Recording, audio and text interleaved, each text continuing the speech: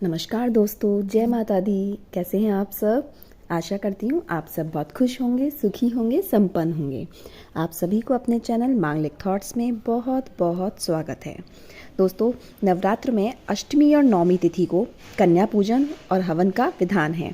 और दोस्तों, कन्याओं को देवी के रूप मानकर पूजा की जाती है। और इस बार अष्टमी का कन्या पूजन और हवन 22 अक्टूबर को सुबह से दिन भर और नवमी को कन्या पूजन 23 अक्टूबर सुबह से दिन भर किया जाएगा।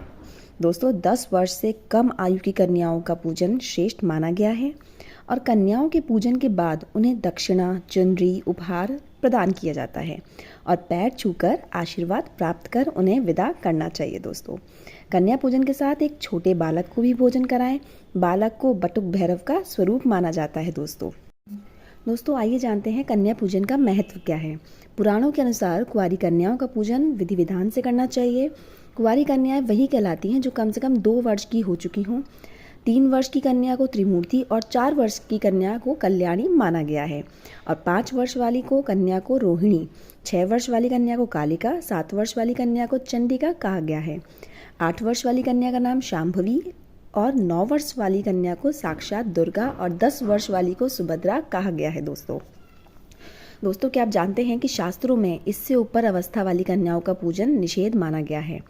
इन 9 कन्याओं के पूजन से शुभ फल की प्राप्ति होती है और भगवती की पूजा से धर्म, अर्थ और काम की सिद्धि मिलती है और साथ ही धन का आगमन एवं पुत्र का संवर्धन भी होता है। दोस्तों, और शत्रु का समन करने के लिए भगवती कालिका की भक्ति पूर्वक आराधना करनी चाहिए।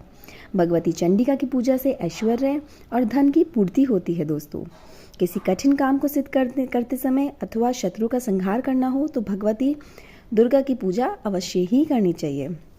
तो दोस्तों, वीडियो में आगे बढ़ते हैं और जानते हैं कि कन्या पूजन सामग्री के लिए हमें क्या क्या चीज़ें चाहिए होती हैं। सबसे पहले दोस्तों, जल। सबसे पहले कन्याओं के जल से आप उनके पैर धोएं। कन्याओं के पैर धोने के लिए साफ जल रख लें। यानी कि आप गंदा जल से, आप कोई जल है वो गंदा है, यूज़ में ले रहे हैं, उससे आप उनके पैर छुएं। आप गंगा जल से भी कन्याओं के पैर धो सकते हैं। साफ कपड़ा कन्याओं के पैर धोने के बाद पैरों को पोंछने के लिए एक साफ कपड़ा रख लें। रोली उनके कन्याओं के माथे पर तिलक लगाने के लिए रखें। अक्षत ज़रूर यूज़ करें। दोस्तों, कन्याओं के माथे में अक्षत अवश्य लगाएं। कन्याओं को तिलक लगाने के बाद उनके हाथ में कलावा भी बांधें।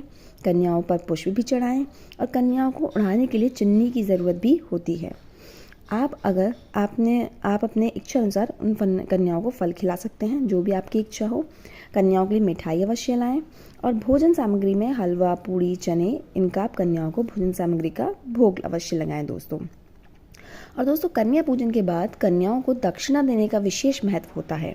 कन्याओं को दक्षिणा देने से माँ दुर्गा की विशेष कृपा प्राप्त होती है। दोस्तों, आशा करते हैं आज की वीडियो में आप जान गए होंगे कन्या पूजन किस तरीके से करना चाहिए। इससे माँ दुर्गा प्रसन्न होंगी और आप पर अपनी कृपा बनाए रखेंगी। दोस्तों, आशा करती हूँ आपको आज की वीडियो अच्छी लगी होगी।